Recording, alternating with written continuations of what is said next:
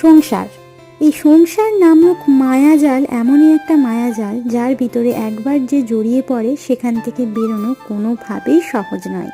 তো আমিও কিন্তু তার ব্যতিক্রম কিছু নয়। এই সংসারের মায়াজালে এমনভাবে জড়িয়ে পড়েছি, এই সংসারটাকে এত পরিমাণে ভালোবেসে ফেলেছি, আপন করে ফেলেছি যে এই সংসারের কাজগুলো ছেড়ে কোথাও যেতে ইচ্ছেই করে না বা মনেই হয় না যে কোথাও যায়। কারণ একবেলার জন্য কোথাও গেলে সেই আসার পরে খাটনি তো দ্বিগুণ হয়েই যায়, সেই সাথে কিন্তু মনে হয় যে এসে যে খাটনিটা হবে তার থেকে কোথাও না যাওয়াটাই ভালো। আর আমার সংসারের কাজ মানে দেরি করে হোক আর তাড়াতাড়ি হোক সেই আমাকেই করতে হবে। তো সেই জন্য এই ভয়তেই কোথাও যাওয়াটাও তেমন একটা হয়ে ওঠে না।